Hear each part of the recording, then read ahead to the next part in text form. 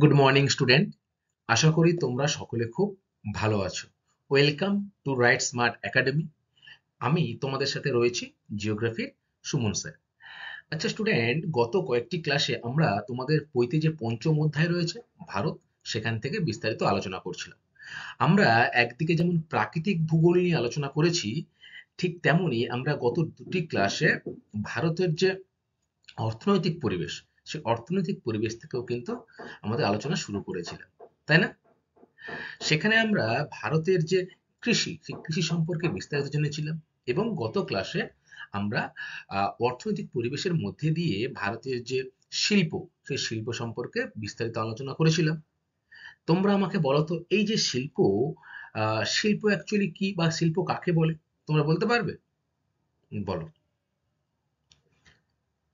Very good. প্রকৃতিতে যে প্রাপ্ত বস্তু রয়েছে, তাকে যখন প্রযুক্তি এবং যন্ত্র দ্বারা ব্যবহার করে মানুষের উপযোগী করে তোলা হয়, সেগুলোকে আমরা শিল্প বলবো, তাই তো? আচ্ছা, আমরা গত ক্লাসে কোন শিল্প নিয়ে আলোচনা করেছিলাম স্টুডেন্ট? লৌহ ইস্পাত শিল্প। Very good. তাহলে এই শিল্পর যখন শ্রেণীবিভাগ করতে গিয়ে আমরা দেখেছি বিভিন্ন রকম শিল্প রয়েছে। এই লৌহ ইস্পাত শিল্প কিসের মধ্যে পড়ছে বলতো? Very good. খনিজ ভিত্তিক শিল্প। তাহলে আমরা যখন শিল্পের শ্রেণীবিভাগ করেছিলাম, আমরা দেখেছিলাম যে খনিজ ভিত্তিক শিল্প একটা উদাহরণ। তার মধ্যে লৌহ ইস্পাত শিল্প, অ্যালুমিনিয়াম শিল্প, তারপরে রয়েছে তোমার তাম্র নিষ্কাশন শিল্প ইত্যাদি। আচ্ছা, কৃষিভিত্তিক শিল্প রয়েছে, রয়েছে তো? সেই কৃষিভিত্তিক শিল্প কি কি বলতো? কার্পাস বস্ত্র বয়ন। Very good. চিনি, পাট, এগুলো কিন্তু সব হলো কৃষি বস্ত্র বয়ন শিল্প। আজকে আমরা আহ, তোমাদের সাথে এই কৃষি শিল্প ভিত্তিক বা কৃষি ভিত্তিক শিল্প সম্পর্কে বিস্তারিত আলোচনা করব। এর মধ্যে যে রয়েছে তোমাদের কার্পাস বস্ত্র বয়ন শিল্প, সেই কার্পাস বস্ত্র বয়ন শিল্প সম্পর্কেই আজকের আমাদের এই ক্লাসটা। তার আগে আমরা দেখব যে তোমাদের গত ক্লাসের পড়া কেমন মনে আছে, তাই তো? আচ্ছা, তাহলে আমরা গত ক্লাসে কি পড়েছিলাম? যে লৌহ ইস্পাত শিল্প, তাই না? এই লৌহ ইস্পাত শিল্প যখন আমরা পড়েছিলাম, তখন আমরা দেখেছিলাম যে ভারতবর্ষের একটি নির্দিষ্ট জায়গায় সব থেকে বেশি লৌহ ইস্পাত শিল্প গড়ে উঠেছে, তাই তো? কোন জায়গায় বলতো? ভারতবর্ষের কোথায় বা কোন দিকে সব থেকে বেশি লৌহ ইস্পাত শিল্প গড়ে উঠেছে? Very good. পূর্ব ও মধ্য ভারতে কিন্তু ভারতবর্ষের মধ্যে সব থেকে বেশি লৌহ ইস্পাত শিল্প গড়ে উঠেছে। তার বিভিন্ন কারণ রয়েছে। তোমরা দুই একটি কারণ বলো তো আমাকে। বাহ! খুব ভালো বললে যে কাঁচামালের প্রাপ্তির সুবিধা। অর্থাৎ ভারতের এই পূর্ব মধ্য যে ভারত রয়েছে, অর্থাৎ এই যে পশ্চিমবঙ্গের পশ্চিম দিকটা, উড়িষ্যা, ঝাড়খণ্ড, মধ্যপ্রদেশ, বিহারের কিছু অংশ, এই অংশগুলোতে কিন্তু প্রচুর পরিমাণে খনিজ পদার্থ পাওয়া যায়। তোমরা অনেকে নাম শুনেছো ছোটনাগপুর মালভূমি। ছোটনাগপুর মালভূমিকে কি বলে ডাকা হয় বলো তো? Very good. ভারতের খনিজ ভাণ্ডার। তাহলে এই ভারতের খনিজ ভাণ্ডারে আশেপাশের অঞ্চলগুলো কিন্তু এই পূর্ব ও মধ্য ভারত। ফলে কাঁচামালের প্রাপ্তির সুবিধার জন্য কিন্তু এখানে লৌহ ইস্পাত শিল্পটা গড়ে উঠেছে। লৌহ ইস্পাত শিল্পের প্রধান কাঁচামালগুলি কি কি বলতো? Very good. লৌহ আকরিক, আর কোক কয়লা, চুনাপাথর, ম্যাঙ্গানিজ, ডলোমাইট, এগুলি কিন্তু সবই হলো লৌহ ইস্পাত শিল্পের প্রধান প্রধান কাঁচামাল। আচ্ছা, এই লৌহ ইস্পাত শিল্প পড়তে গিয়ে আমরা দেখেছি স্টুডেন্ট, কয়েকটি বিখ্যাত যে লৌহ ইস্পাত শিল্প কারখানা কিন্তু গড়ে উঠেছে। তার মধ্যে যেমন রয়েছে জামশেদপুর, অর্থাৎ TISCO, Tata iron and steel corporation রয়েছে, দুর্গাপুর রয়েছে, ভিলাই রয়েছে, রৌরকেল্লা রয়েছে, বিশাখাপত্তনম রয়েছে, দুর্গাপুর রয়েছে, ডিএসপি যাকে আমরা বলে থাকি, তাই তো? তাহলে এই শিল্পাঞ্চলগুলি সবই কিন্তু এই পূর্ব ও মধ্য ভারতে অবস্থান করছে। তোমরা এখন আমাকে বলবে, এই যে জামশেদপুর বা টিস্কো কে কবে প্রতিষ্ঠা করেন? এটি কিন্তু স্বাধীনতার আগে একটি গড়ে ওঠা লৌহ ইস্পাত শিল্পকেন্দ্র বা কারখানা। বলো। Very good. তাহলে 1907 সালে গড়ে উঠেছে। কে তৈরি করেছেন? জামশেদজি টাটা। বর্তমানে ঝাড়খণ্ডের যে জামশেদপুর রয়েছে, সেখানেই কিন্তু এই লৌহ ইস্পাত কারখানাটি অবস্থান করছে, তাই না? এটি ভারতবর্ষে স্থাপিত হওয়া প্রথম লৌহ ইস্পাত শিল্পকেন্দ্রের মধ্যে একটি, এবং স্বাধীনতার পূর্বে যে প্রধান তিনটি লৌহ ইস্পাত শিল্প কারখানা গড়ে উঠেছিল, তার মধ্যে অন্যতম। এবং এটি কিন্তু বেসরকারি উদ্যোগে গড়ে উঠেছিল। কোনো সরকারি সাহায্য প্রাপ্তি ছাড়া বেসরকারি উদ্যোগে কিন্তু এই শিল্প কারখানাটা গড়ে উঠেছিল। আচ্ছা, তাহলে আমরা কি জানলাম যে জামশেদপুর সম্পর্কে, তাই না? জামশেদপুর, তোমরা এটাও মনে রাখবে যে লৌহ ইস্পাত কেন্দ্রে উৎপাদনের ভিত্তিতে বর্তমানে ভারতের মধ্যে প্রথম স্থানে কিন্তু রয়েছে এই টিস্কো। এবং যদি আমি বলি তোমাদের যে বৃহত্তম লৌহ ইস্পাত কেন্দ্র সরকারিভাবে কোনটি, তাহলে তোমরা কি বলবে উত্তরে? Very good. সরকারি ভাবে বললে হবে ভিলাই, এবং বেসরকারি উদ্যোগে গড়ে ওঠা সব থেকে বড় ইস্পাত কারখানা হচ্ছে কোনটা? টিস্কো। অর্থাৎ টাটা যে কোম্পানিটা, সেটাই কিন্তু সব থেকে বড় কোম্পানি। আচ্ছা, এরপরে দেখো রয়েছে ভিলাই। তাহলে আমি যখন তোমাদের সাথে বিভিন্ন শিল্প কারখানা নিয়ে আলোচনা করেছিলাম, তার প্রতিষ্ঠান কোথায় গড়ে উঠেছে সেগুলো সম্পর্কে আলোচনা করেছিলাম। বলতো এই যে ভিলাই ইস্পাত কেন্দ্রটি আহ, কোন দেশের সহযোগিতায় গড়ে উঠেছিল? Very good. দেখো, দ্বিতীয় পঞ্চবার্ষিকী পরিকল্পনায় এই শিল্প কেন্দ্রটা বা শিল্প কারখানাটা গড়ে উঠেছিল। কোথায় গড়ে উঠেছিল? বলো, ভিলাই কোথায়? ছত্তিশগড়ে। Very good. তাহলে ছত্তিশগড়ে অবস্থান করছে ভিলাই, এবং কোন দেশের সহযোগিতায় গড়ে উঠেছিল?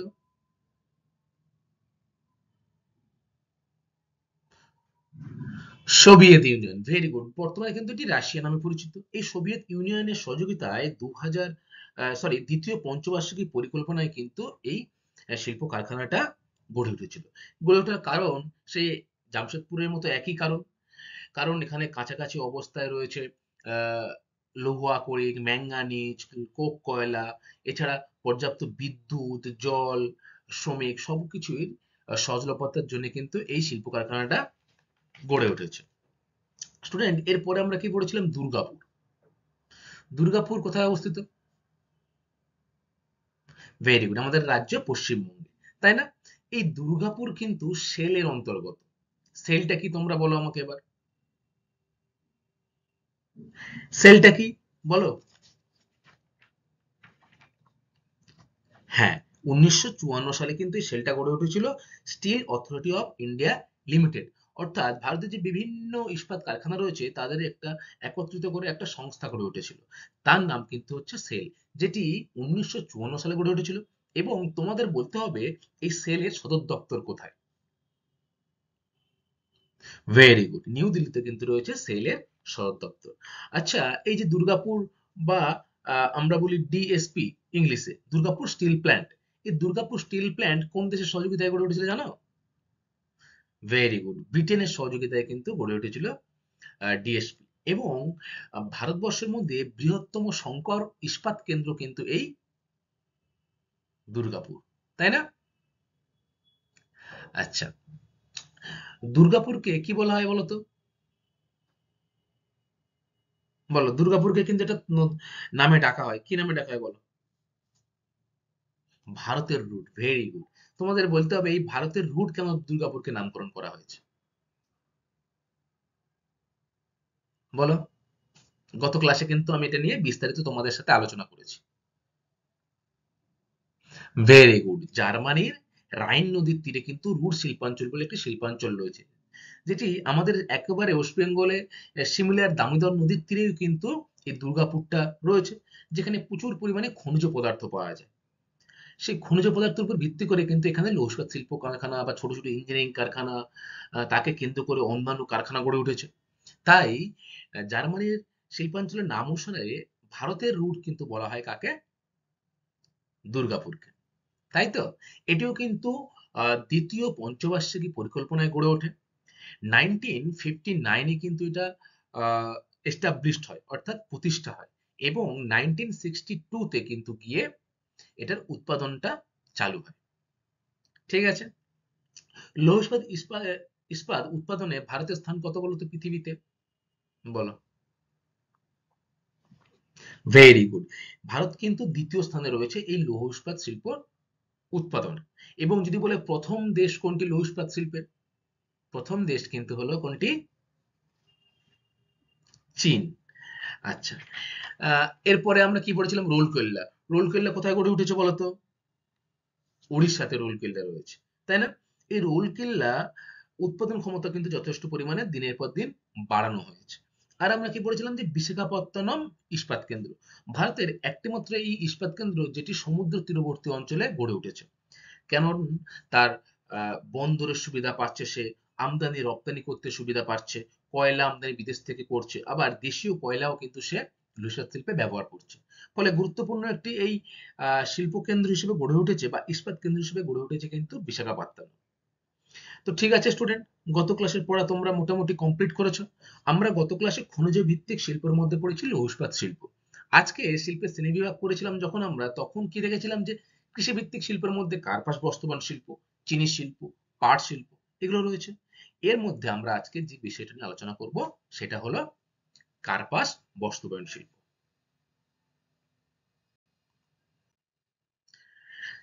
কার্পাস বস্ত্রবান শিল্পটা কি সেটা আগে আমাদের জানতে হবে। দেখো, কার্পাস বস্ত্রবান শিল্পের ঐতিহ্য ভারতে কিন্তু সুপ্রাচীন। এখনো ভারতে প্রায় 4.5 কোটি মানুষের রুটি রোজগার হয় এই শিল্প থেকে। কার্পাস বস্ত্রবান কি বলতো? এই যে জামা কাপড় তৈরি হচ্ছে, শাড়ি তৈরি হচ্ছে, লেপ তোশক বালিশ দড়ি, তুলো লাগে তো, তুলো লাগে। তাহলে সেই তুলো থেকে কিন্তু এই কার্পাস বস্ত্রবান শিল্পটার জন্ম হয়েছে। বর্তমানে এটি একক বৃহত্তম শিল্প। এদেশে কার্পাস বস্ত্র শিল্পের উন্নতি একদিনে ঘটেনি। অর্থাৎ কার্পাস বস্ত্রবান শিল্প কিন্তু আমাদের দেশে যথেষ্ট উন্নতি লাভ করেছে দিনের পর দিন, কিন্তু এই শিল্পটা কিন্তু বহুদিনের পুরনো একটি শিল্প। সেই ব্রিটিশ আমল থেকেই কিন্তু এই শিল্পটা চলে আসছে। ঠিক আছে? কিভাবে এর বিকাশ ঘটেছে?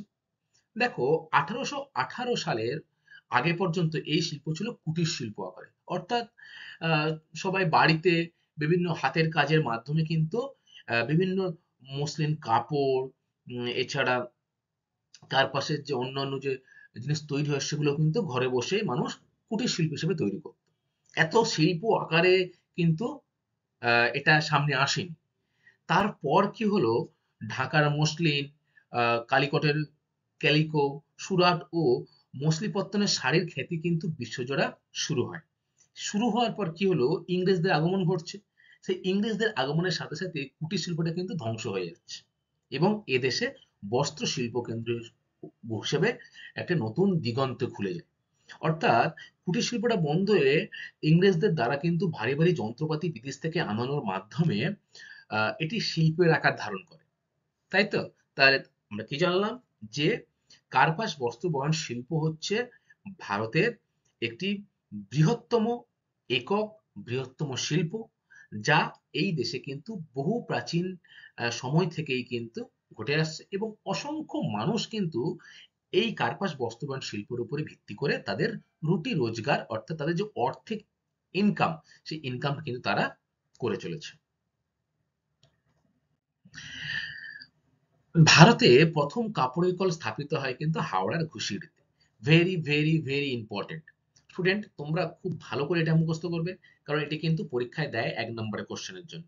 তাহলে তোমরা কি পড়বে যে প্রথম কাপড়ের কল, আগে তো কুটির শিল্প ছিল, ঘরেই এই কাপড়গুলো তৈরি হতো হাতে বিভিন্ন ছোটখাটো মেশিনের দ্বারা, কিন্তু প্রথম কাপড়ের কল কিন্তু তৈরি হচ্ছে কোথায়?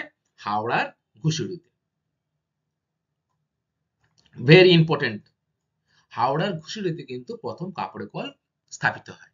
এই সময় থেকেই মুম্বাই ও আহমেদাবাদে অসংখ্য বস্ত্র শিল্প কেন্দ্র গড়ে উঠতে থাকে। স্বাধীনতার পর উত্তর এবং দক্ষিণ ভারতে কিন্তু বস্ত্র শিল্পের বিকাশ শুরু হয়। দেখো, স্বাধীনতার পূর্বে তেমন ভাবে আহ, এই বস্ত্র শিল্পের আনাগোনা না থাকলেও বিশেষ করে উত্তর ও দক্ষিণ ভারতে স্বাধীনতার পরে পায় কিন্তু। অপরদিকে পশ্চিম ভারতে কিন্তু বহুদিন ধরে এই বস্ত্র শিল্পের কিন্তু একটি গুরুত্বপূর্ণ ভূমিকা পালন করে আসছিল। ঠিক আছে? কেন বলতো? কারণ এই যে কার্পাস বস্ত্র বয়ন, প্রধান কাঁচামাল কি? তুলো। তাহলে তোমরা কার্পাস শিল্প পড়ার আগে কিন্তু পড়ে এসেছিলে কার্পাস যে চাষ, ভারতের কৃষিতে কার্পাস চাষ পড়েছিল। তাহলে বলো তো, এই যে কার্পাস চাষটা ভারতের কোন অঞ্চলে ভালো হয়?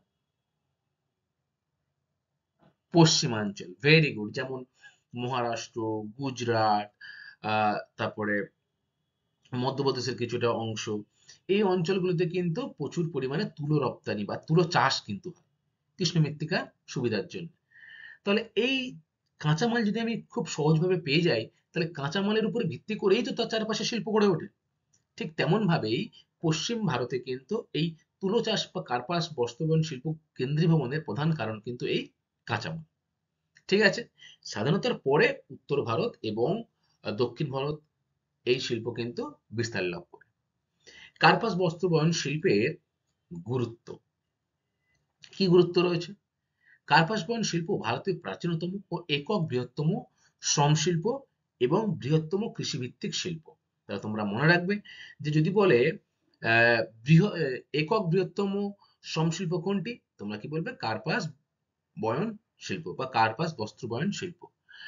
নাম্বার 2, দেশের শিল্প শ্রমিকের 20% প্রত্যক্ষ বা পরোক্ষভাবে কিন্তু কর্মসংস্থান কিসের দ্বারা হচ্ছে? এই কার্পাস বয়ন শিল্পের মাধ্যমে।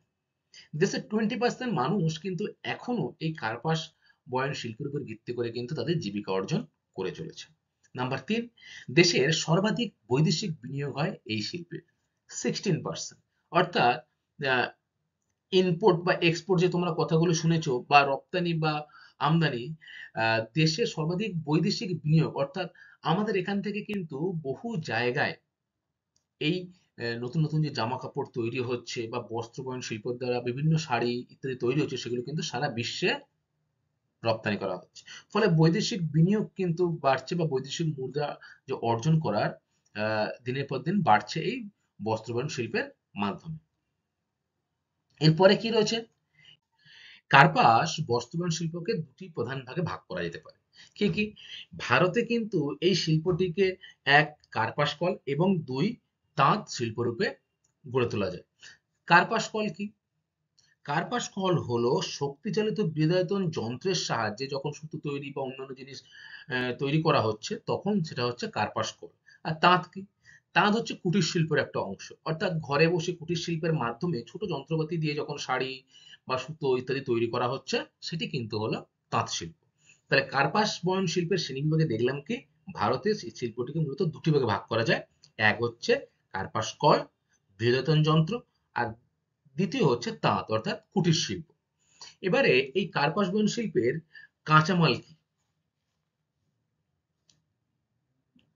দেখো, কার্পাস বয়ন শিল্পের কাঁচামাল বিশুদ্ধ ও ভারহার শূন্য। ঠিক আছে, প্রকৃতি অনুসারে এই কাঁচামালকে 3 ভাগে ভাগ করা যায়। তাহলে কি কি? কার্পাস বয়ন শিল্পের কাঁচামালকে মূলত 3টি ভাগে ভাগ করা যায়, ভেরি ইম্পর্টেন্ট। প্রথমে কি? 1 নম্বর রয়েছে, দেখো, তন্তুজ কাঁচামাল। তন্তুজ কাঁচামাল কি? সুতি বস্ত্রবয়ন শিল্পের প্রধান কাঁচামাল হলো কৃষিজ তন্তু জাতীয় ফসল, কার্পাস বা তুলো। তোমাদের আমি আগেই বলেছি যে পশ্চিম ভারতে যে বেশি কার্পাস বয়ন শিল্প গড়ে উঠেছে, তার কারণ কি? তার কাঁচামাল। তাহলে কাঁচামালের মধ্যে প্রথমে আসছে কি? সুতো, তন্তুজাত।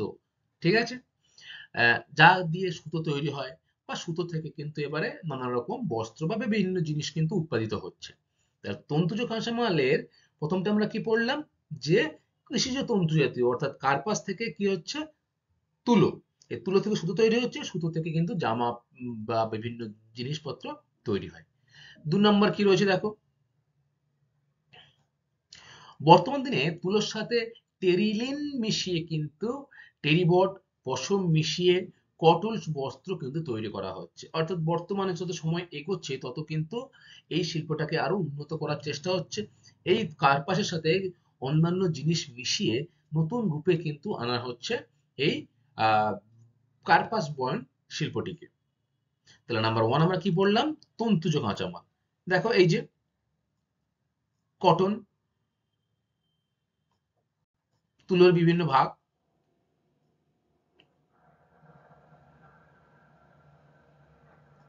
এরপরে 2 নম্বর রয়েছে, দেখো, রাসায়নিক কাঁচামাল। রাসায়নিক কাঁচামাল কি? সুতো পরিষ্কার ও রং করতে কস্টিক সোডা, ব্লিচিং পাউডার, নানান রং, মাড় কিন্তু প্রয়োজন হয়। কি প্রয়োজন হয়? রাসায়নিক কাঁচামাল। সুতো তো আমি তৈরি করলাম কার্পাস থেকে, তারপর সেটাকে পরিষ্কার করা এবং রং করতে কিন্তু কস্টিক সোডার প্রয়োজন হয়। ঠিক আছে, এছাড়া আর কি? ব্লিচিং পাউডার, নানান রং, মাড় প্রয়োজন কিন্তু হচ্ছে এই রাসায়নিক কাঁচামাল হিসাবে। তাহলে আমরা প্রথমে কি বললাম? তন্তুজ কাঁচামাল। নাম্বার 2 কি হলাম? রাসায়নিক কাঁচামাল। আর 3 নম্বর ভাগটা কি? তিন নম্বর ভাগটা কিন্তু হলো পরিশ্রুত জল। দেখো, এই সুতো এবং বস্ত্র পরিষ্কার এবং রং ও মার দেওয়ার জন্য প্রচুর পরিমাণে কিন্তু স্বচ্ছ জলের প্রয়োজন হয়। ঠিক আছে, তবেই কিন্তু এই কাঁচামালগুলি কিন্তু একদম বিশুদ্ধ আকারে আমরা পাবো। তাহলে কি কি তিনটে ভাগ পড়লাম বলো? তন্তুজ কাঁচামাল, ভেরি গুড। নাম্বার 2 রাসায়নিক কাঁচামাল, আর নাম্বার 3 কিন্তু হলো পরিশ্রুত জল। এবারে তোমরা একটা গুরুত্বপূর্ণ বিষয় মনে রাখবে যে কার্পাস বস্ত্র উৎপাদনে বিশ্বে ভারত কিন্তু প্রথম। তাহলে এই যে কার্পাস থেকে বা তুলো থেকে সুতো তৈরি হচ্ছে, সুতো থেকে জামা প্যান্ট তৈরি হচ্ছে বা অন্যান্য জিনিস তৈরি হচ্ছে, সেই উৎপাদনে কিন্তু বিশ্বে ভারত কিন্তু প্রথম স্থান অধিকার করেছে। এবং রপ্তানিতে, অর্থাৎ উৎপন্ন যে শৌখিন জিনিসপত্র বিদেশে রপ্তানিতে কিন্তু ভারত কিন্তু পৃথিবীতে দ্বিতীয় স্থানে রয়েছে। খুব ভালো করে মনে রাখবে এটা, ভেরি ভেরি ইম্পর্টেন্ট, পরীক্ষায় কিন্তু আসে। ঠিক আছে, আচ্ছা দেখো এখানে দেখতে পাচ্ছ তোমরা এই যে রাসায়নিক সব কাঁচামাল যেগুলি দ্বারা কিন্তু সুতো পরিষ্কার, পলিশ করা বা ব্লিচিং পাউডার, নানান রং, মাড় কিন্তু সুতোতে দেওয়া হয়ে থাকে। স্টুডেন্ট, এবারে আমরা দেখব যে এই কার্পাস বয়ন শিল্পের আঞ্চলিক বন্টন ও গড়ে ওঠার কারণ।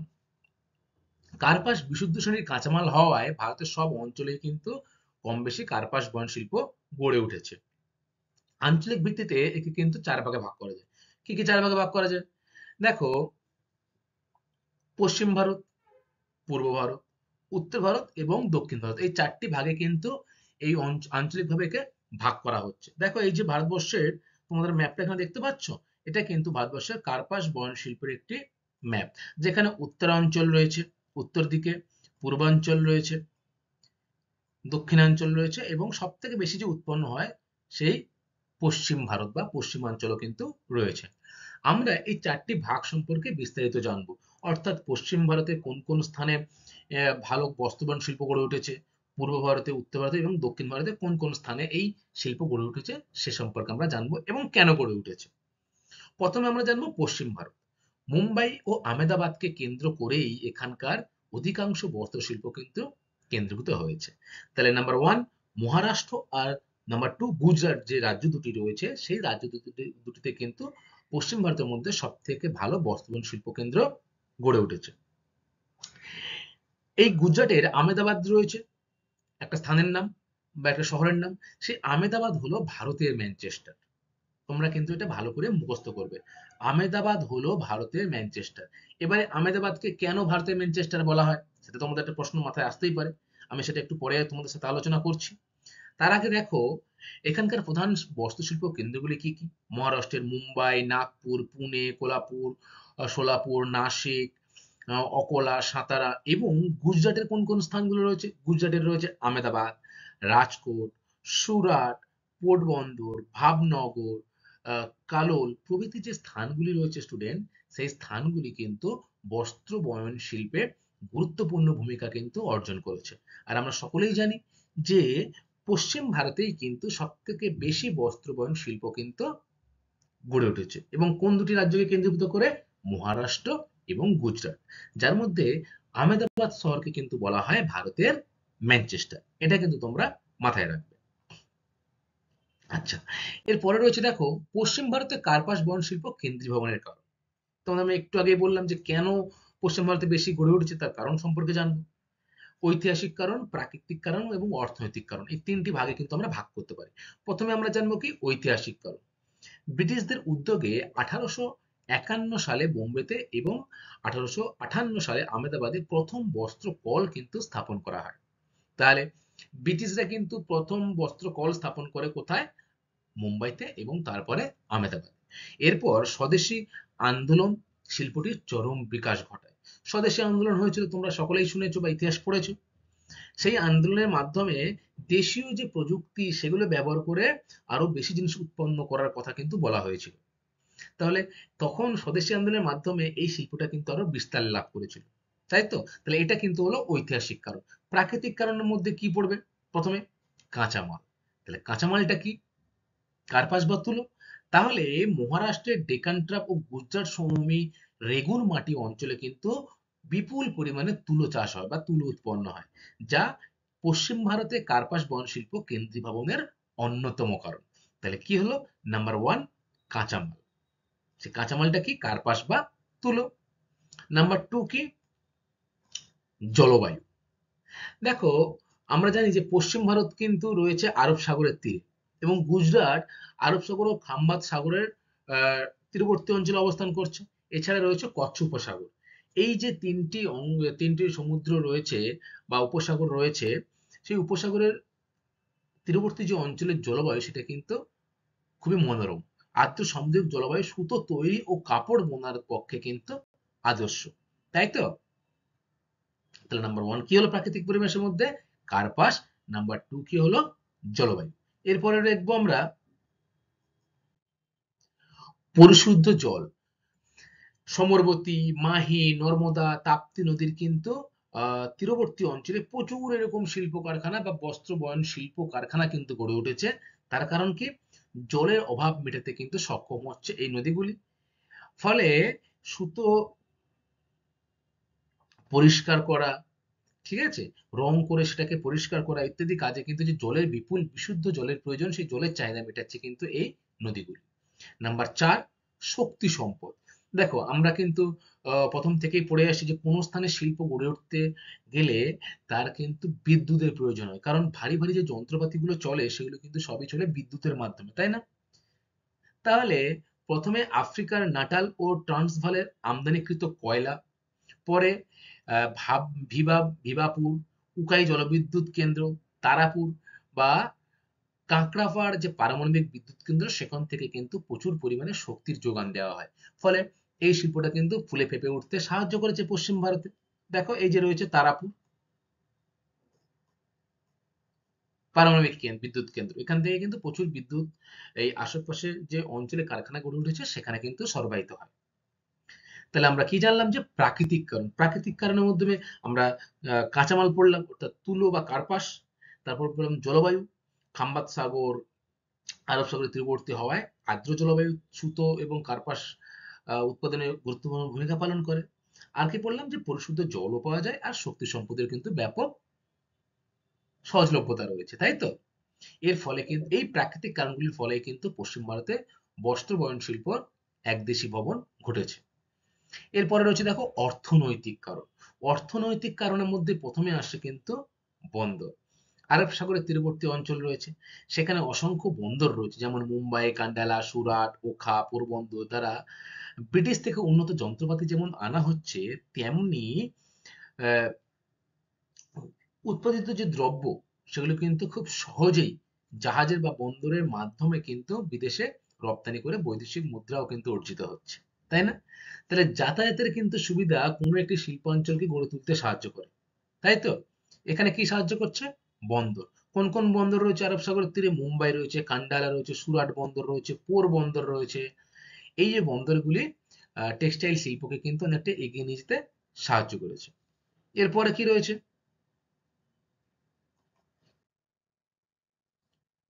এরপরে রয়েছে দেখো মূলধন। স্থানীয় পার্সি, ভাটিয়া, মারাঠি, মারোয়াড়ি, সিদ্ধি, গুজরাটি শিল্পপতিদের দ্বারা প্রচুর অর্থ কিন্তু এই শিল্পকেন্দ্রে ব্যবহৃত হয়। অর্থাৎ তারা কিন্তু ও এই যে শিল্পপতিরা, এরা শিল্প উৎপাদনের জন্য মূলধন যোগান দেয়। এছাড়া বর্তমানে বিভিন্ন সরকারের তরফ থেকে বিভিন্ন ঋণ দেওয়া হচ্ছে। এলআইসিআই, ইউটিআই, আইডিবিআই যে বিভিন্ন ব্যাংক রয়েছে, সেই ব্যাংকের মাধ্যমেও কিন্তু মূলধন সরবরাহ করা হচ্ছে এই শিল্পটাকে সুদূর ভবিষ্যতে এগিয়ে নিয়ে যাওয়ার জন্য। তাহলে আমরা কি কি পড়লাম? কি পড়লাম? যে মূলধনের সহজলভ্যতা, আর পড়লাম বন্দরের নিকটস্থ রয়েছে আরব সাগরের তীরে। এরপরে রয়েছে দেখো শ্রমিক। নিকটস্থ কৃষি অনুন্নত কঙ্কন, সোলাপুর, সাতারা, সিরদি, সুরাট এইসব অঞ্চলে বংশানুক্রমিকভাবে কিন্তু অভিজ্ঞ, দক্ষ ও সুলভ শ্রমিক এই বস্ত্র বয়ন শিল্পে কিন্তু চাহিদা পূরণ করে চলেছে বহুদিন ধরে। তাহলে কি বললো? যে নিকটস্থ কৃষি অনুন্নত এরিয়া, যেখানে কৃষি অনুন্নত এরিয়া সেখানে নিশ্চয়ই মানুষকে তার জীবিকা নির্ভর করার জন্য অন্য কোনো শিল্পের উপর নির্ভর করতে হবে। কৃষি ভিত্তিক শিল্প বাদ দিয়ে তারা কিন্তু সকলে ক্রমানুক্রমে এই বস্ত্র বয়ন শিল্পকে কিন্তু তারা তাদের আর্থিক রোজগারের মাধ্যম হিসেবে বেছে নিয়েছে। তার ফলে শ্রমিক পাওয়ার কিন্তু সহজলভ্যতা রয়েছে। নাম্বার চার রয়েছে দেখো বাজার। সুরাট, আহমেদাবাদ সংলগ্ন অঞ্চল ঘনবসতিপূর্ণ ছিল। পরে দেশের অভ্যন্তরেও কিন্তু বিশ্বস্তরের সুতি বস্ত্রের বাজারের পরিধি কিন্তু দিনের পর দিন বিস্তার লাভ করছে। ফলে এই বস্ত্র বয়ন শিল্প দিনের পর দিন আরো উন্নতি লাভ করছে। তাহলে আমরা কি জানলাম? জানলাম যে পশ্চিম ভারতে বস্ত্র বয়ন শিল্প কেন্দ্রীভবনে এক কেন্দ্রীভবনের কারণগুলি কি, তাই তো? স্টুডেন্ট, আমরা এক্ষুনি জেনে আসলাম কি যে ভারতের ম্যানচেস্টার বলা হয় কাকে? আহমেদাবাদকে। কেন বলা হয় তার কারণ সম্পর্কে কিন্তু এবার আমরা জানবো। দেখো, ম্যাপে তোমরা দেখতে পাচ্ছ এই যে গুজরাট যে রাজ্যটি রয়েছে, সেই গুজরাটের মধ্যে দেখা দিয়েছে আহমেদাবাদ। এই আহমেদাবাদকেই কিন্তু বলা হয় ভারতের ম্যানচেস্টার। কারণ কি? ইংল্যান্ডের পশ্চিম ল্যাঙ্কাশায়ার প্রদেশে ম্যানচেস্টার হলো একটি গুরুত্বপূর্ণ শিল্প শহর। তাহলে ইংল্যান্ডে কিন্তু একটা শহর রয়েছে, সেই শহরের নাম ম্যানচেস্টার। সেখানে কি হয়? সেখানেও কিন্তু এরকম গুরুত্বপূর্ণ একটি শিল্প শহর। অনুরূপভাবে ভারতের পশ্চিম গুজরাট রাজ্যের আহমেদাবাদ একটি গুরুত্বপূর্ণ শিল্প শহর। তাহলে তার নাম অনুসারেই কিন্তু যেহেতু ইংল্যান্ডের ম্যানচেস্টার একটি গুরুত্বপূর্ণ শিল্প শহর, আমাদের ভারতেরও কিন্তু গুরুত্বপূর্ণ শিল্প শহর হচ্ছে আহমেদাবাদ। তার নাম অনুসারে করা হয়েছে ভারতের ম্যানচেস্টার হিসেবে আখ্যা দেওয়া হচ্ছে কাকে? আহমেদাবাদকে। Very good. নাম্বার 2, ব্রিটেনের আইরিশ সাগরের তীরস্থ ম্যানচেস্টারের মতো ভারতে আহমেদাবাদ কিন্তু খাম্বাদ উপসাগরের তীরে অবস্থিত। তাহলে এই যে রয়েছে খাম্বাদ উপসাগর, তাই তো? এখানে কিন্তু কি রয়েছে? আহমেদাবাদ শহর। আর ব্রিটেনের আইরিশ সাগরের তীরস্থ হচ্ছে কোন শিল্প শহর? ম্যানচেস্টার। দেখো একটা সিমিলারিটি বা মিল পাওয়া যায় তো। আচ্ছা, নাম্বার 3, 1760 থেকে 1813 সালের মধ্যে ম্যানচেস্টারে ব্রিটিশ আহমেদাবাদ ভারত তথা এশিয়ার শ্রেষ্ঠ বস্ত্রশিল্প কেন্দ্ররূপে কিন্তু গড়ে ওঠে। বর্তমানে 72টি কল রয়েছে, তাই একে ভারতের ম্যানচেস্টার বলা হয়। অর্থাৎ এই যে বস্ত্রবয়ন শিল্পের যে শিল্প কারখানাগুলি ভারতের অন্যান্য স্থানের তুলনায় সব থেকে বেশি কিন্তু রয়েছে এই আহমেদাবাদে। এই কারণে এশিয়ার শ্রেষ্ঠ বস্ত্র শিল্প কেন্দ্র কিন্তু গড়ে উঠেছে এই আহমেদাবাদ। তাই শিল্প শহর ম্যানচেস্টারের নাম অনুসারে ভারতের ম্যানচেস্টার বলা হয় কাকে? আহমেদাবাদকে। আশা করি তোমরা বুঝতে পেরেছো। আচ্ছা, এরপরে আমরা দেখব দক্ষিণ ভারত। স্বাধীনতার পর দক্ষিণ ভারতে কিন্তু বস্ত্র বয়ন শিল্পের কেন্দ্রীভবন ঘটেছিল। কোয়েম্বাটুর হলো দক্ষিণ ভারতের ম্যানচেস্টার। তাহলে আমরা যেমন পশ্চিম ভারতের ম্যানচেস্টার বা সমগ্র ভারতের ম্যানচেস্টার কাকে বলছি? আহমেদাবাদকে। ঠিক তেমনই দক্ষিণ ভারতের যে ম্যানচেস্টার, অর্থাৎ দক্ষিণ ভারতের যে জায়গায় সব থেকে বেশি বস্ত্র শিল্প গড়ে উঠেছে সেই জায়গাটার নাম কি? কোয়েম্বাটুর। ভেরি ভেরি কি ইম্পর্টেন্ট, তোমরা কিন্তু খুব ভালো করে এটা মুখস্থ করবে।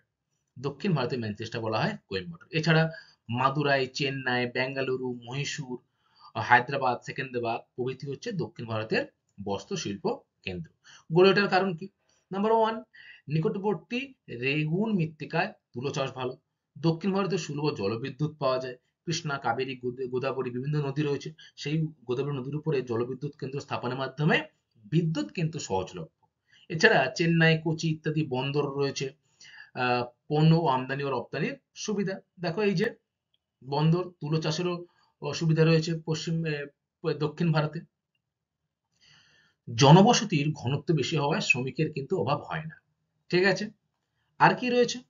আর রয়েছে দেখো উত্তর ভারত। তা আমরা কি পড়লাম? পশ্চিম ভারত, তারপর বললাম দক্ষিণ ভারত, এই পরে রয়েছে উত্তর ভারত। উত্তর ভারতটা কোন দিকে? ভারতের উত্তর দিকে, তাই তো? এই যে দেখো, এই হচ্ছে উত্তরাঞ্চল। উত্তরাঞ্চল কোন কোন জায়গা? এখানেও স্বাধীনতার পর বস্ত্র শিল্পের কেন্দ্রীভবন ঘটেছিল। কানপুর হলো উত্তর ভারতের ম্যানচেস্টার। Very very important. তাহলে কি বললাম যে কানপুর হলো কিন্তু উত্তর ভারতের ম্যানচেস্টার। দক্ষিণ ভারতের ম্যানচেস্টার কাকে বলবো? কোয়েম্বাটুরকে। সমগ্র ভারতের ম্যানচেস্টার কাকে যদি বলি? আহমেদাবাদকে। এছাড়া কোথায় কোথায় গড়ে উঠেছে? কানপুর, এলাহাবাদ, লখনৌ, কোটা প্রভৃতি অঞ্চলে কিন্তু এরকম বস্ত্র বয়ন শিল্প গড়ে উঠেছে। অর্থাৎ উত্তরপ্রদেশ এবং দিল্লি, পাঞ্জাবের কিছুটা অংশে কিন্তু এই শিল্প কেন্দ্রগুলি গড়ে উঠেছে। গড়ে ওঠার কারণ কি? জলসেচের মাধ্যমে পাঞ্জাব, রাজস্থান ও হরিয়ানায় উন্নত তুলো চাষ হয় জলসেচের মাধ্যমে। আমরা জানি যে পাঞ্জাবে কৃষিকাজে খুবই উন্নত, তাহলে তুলো চাষটাও কিন্তু সেখানে ভালো হয়। তাপবিদ্যুৎ ও জলবিদ্যুৎ পাওয়ার সুবিধা, উন্নত পরিবহন ব্যবস্থা, যেহেতু উত্তর পূর্ব রেলপথ রয়েছে, জাতীয় সড়ক রয়েছে, তার মাধ্যমে কিন্তু পরিবহনের সুবিধা রয়েছে। সুলভ শ্রমিক ইত্যাদি জন্য এই উত্তর ভারতে কিন্তু বস্ত্রবয়ন শিল্পর উন্নতি ঘটেছে। তাহলে আমরা কি কি জানলাম? যে উত্তর ভারত, দক্ষিণ ভারত এবং পশ্চিম ভারত। এরপরে কি রয়েছে? পূর্ব ভারত, তাই তো? অর্থাৎ আমরা যেসব স্থানে রয়েছি, অর্থাৎ পশ্চিমবঙ্গ, উড়িষ্যা, তারপরে ঝাড়খণ্ড, এই অঞ্চলগুলোতে যে বিহার, এই অঞ্চলগুলোতে যে শিল্প কেন্দ্র গড়ে উঠেছে বা বস্ত্রবান শিল্প গড়ে উঠেছে, সেগুলোকে পূর্ব ভারতের মধ্যে ফেলা হয়ে থাকে। দেখো এই যে পূর্বাঞ্চল, পূর্বাঞ্চলের মধ্যে এই যে ডট ডট গুলো আছে, ভুবনেশ্বর, ভাগলপুর, রাঁচি, তারপরে পাটনা। প্রধান বস্ত্রবান শিল্পকেন্দ্র হিসেবে পশ্চিমবঙ্গের হাওড়া, শ্যামনগর, শ্রীরামপুর, সোদপুর, ফলতা, রিষড়া, পানিহাটি, বেলঘড়িয়া, ফুলেশ্বর, ঘুষুরি এবং ওড়িশার কটক, ভুবনেশ্বর, বিহারের পাটনা, গয়া, ভাগলপুর, এছাড়া রাঁচিতে কিন্তু রয়েছে পূর্ব ভারতের বস্ত্রবয়ন শিল্পকেন্দ্র। তোমরা শুনেছ নিশ্চয়ই যে হুগলি নদীর তীরবর্তী অঞ্চলে এই প্রথম ব্রিটিশদের দ্বারা কিন্তু বস্ত্রবয়ন যে শিল্প কারখানাগুলি গড়ে তোলা হয়েছিল। জলের সুবিধা অবশ্যই লাগবে, তাই এই হুগলি নদীর দুই তীরে কিন্তু এই শিল্প কেন্দ্রগুলি গড়ে উঠেছিল। এবং আহ, বিদেশ থেকে যে যন্ত্রপাতি আমদানি কলকাতা বন্দরের সুবিধা রয়েছে, এবং রপ্তানিতেও কিন্তু কলকাতা বন্দরের গুরুত্বপূর্ণ ভূমিকা পালন করেছিল। গড়ে ওঠার কারণ কি? পশ্চিম দক্ষিণ পূর্ব রেলপথ, 6 নম্বর জাতীয় সড়ক দ্বারা পশ্চিমে কিন্তু আমদানিকৃত তুলা, অর্থাৎ প্রধান কাঁচামাল কি? তুলো। তুলো কোত্থেকে আসছে? জাতীয় সড়ক বা রেলপথের মাধ্যমে কিন্তু পশ্চিম ভারত থেকে পূর্ব ভারতে আসছে। 2, প্রথমে রানীগঞ্জ, তারপরে কোরিয়ান কয়লা, পরে টিটাগড়, কাশীপুর, বজবজ, ব্যান্ডেল, কোলাঘাট তাপবিদ্যুৎ কেন্দ্র থেকে প্রচুর পরিমাণে তাপবিদ্যুতের মাধ্যমে কিন্তু এই শিল্প কারখানায় বিদ্যুতের যোগান দেওয়া হয়ে থাকে। দেখো এটা হচ্ছে কোলাঘাটের একটি ছবি, ঠিক আছে? এরপরে কি রয়েছে? আর কি কারণ রয়েছে গড়ে ওঠার পিছনে? হুগলি নদীর আর্দ্র জলবায়ুর সুবিধা। দেখো হুগলি নদীর উভয় তীরেই কিন্তু এই কলকারখানাগুলো গড়ে উঠেছিল। যেমন আমি তোমাদের কি নাম বললাম? হাওড়া, শ্যামনগর, ঘুষুরি, রিষড়া, এগুলো কিন্তু সবই হলো এই হুগলি নদীর তীরবর্তী অঞ্চল। এছাড়া আর কি? কলকাতা, হলদিয়া ও পারাদ্বীপ বন্দর দ্বারা আমদানি ও রপ্তানির সুবিধার জন্য কিন্তু এই শিল্পাঞ্চলটা এই পূর্ব ভারতে এই স্থানে গড়ে উঠেছে।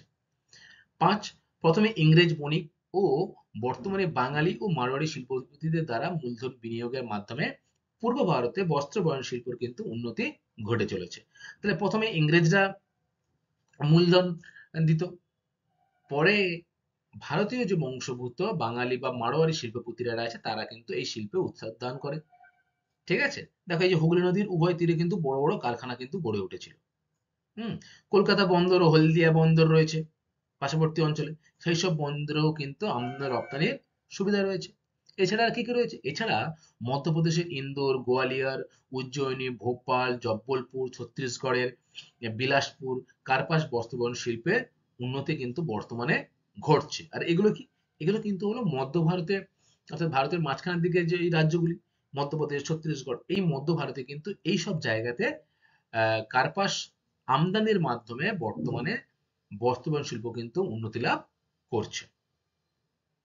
আশা করি তোমরা বুঝতে পেরেছো বস্ত্রবয়ন শিল্প সম্পর্কে। আজকের ক্লাসটা আমার এই পর্যন্তই। আমরা 4টে ভাগে ভাগ করলাম, পূর্ব ভারত, পশ্চিম ভারত, উত্তর ভারত এবং দক্ষিণ ভারতে বস্ত্রবয়ন শিল্প সম্পর্কে। এবারে কয়েকটি গুরুত্বপূর্ণ প্রশ্ন তোমাদের সাথে আমি আলোচনা করব, যেগুলো কিন্তু পরীক্ষায় খুবই আসে। দেখো 1 নম্বর যে প্রশ্নটা রয়েছে তোমরাই উত্তর বলার চেষ্টা করবে। ভারতে প্রথম কাপড়ের কল স্থাপিত হয় কোথায়? বলো। খুবই কিন্তু সহজ প্রশ্ন এবং ইম্পর্টেন্ট। ভেরি গুড, হাওড়ার ঘুষুরিতে কিন্তু প্রথম কাপড়ের কল স্থাপিত হয়। নাম্বার 2, কার্পাস বস্ত্র উৎপাদনে বিশ্বে ভারতের স্থান কত? ভেরি গুড, কার্পাস বস্ত্র উৎপাদনে ভারত কিন্তু প্রথম স্থানে রয়েছে। এবং যদি বলি এই কার্পাস বস্ত্র উৎপাদনের পরে বিদেশে রপ্তানি করা হয়, সেই রপ্তানিতে ভারতের স্থান কত বলতো? বা রপ্তানিতে ভারতের স্থান কিন্তু দ্বিতীয়। নাম্বার 3, ভারতের ম্যানচেস্টার কাকে বলা হয়? কোন শহরকে বলা হয় বলো? ভেরি গুড, আহমেদাবাদকে কিন্তু বলা হয় ভারতের ম্যানচেস্টার, তাই তো? নাম্বার 4, দক্ষিণ ভারতের ম্যানচেস্টার কাকে বলা হয়? Very good, Coimbatore. এবং নাম্বার 5, উত্তর ভারতের ম্যানচেস্টার কাকে বলা হয়? কানপুরকে। এগুলো কিন্তু সবই গুরুত্বপূর্ণ প্রশ্ন, এখান থেকে কিন্তু পরীক্ষায় প্রশ্ন কিন্তু আসবে, ঠিক আছে? তোমরা কিন্তু এই শর্ট প্রশ্নগুলো খুব ভালো করে মুখস্থ করবে। নাম্বার 6 রয়েছে, দেখো, পশ্চিম ভারতে কার্পাস বয়ন শিল্প কেন্দ্রীভবনের কারণ। এটা কিন্তু 5 নম্বরের পরীক্ষায় আসে খুব। তোমরা প্রথমে ঐতিহাসিক কারণ বলবে, প্রাকৃতিক কারণ বলবে, তারপরে কি বলবে? অর্থনৈতিক কারণগুলো। প্রাকৃতিক কারণের মধ্যে কি পড়বে? কার্পাস অর্থাৎ কাঁচামাল, জলের সুবিধা, বিদ্যুতের সুবিধা, তাই তো? এরপরে আহ, প্রাকৃতিক পরিবেশের মধ্যে শ্রমিক, মূলধন, বাজার, মানুষের চাহিদা, তাই না? এগুলো কিন্তু হলো সবই অর্থনৈতিক পরিবেশের মধ্যে আসবে। এরকম ভাগ করে তোমরা কিন্তু উত্তর লিখবে, ঠিক আছে? তো থ্যাংক ইউ ক্লাস। আজকের ক্লাসটা আমার এই পর্যন্তই। আশা করি তোমরা কার্পাস বয়ন শিল্প সম্পর্কে বিস্তারিত জেনেছো। এর পরবর্তী ক্লাসে আমি তোমাদের সাথে ইঞ্জিনিয়ারিং শিল্প এবং পেট্রো রসায়ন শিল্প সম্পর্কে কিন্তু বিস্তারিত আলোচনা করব। Thank you class.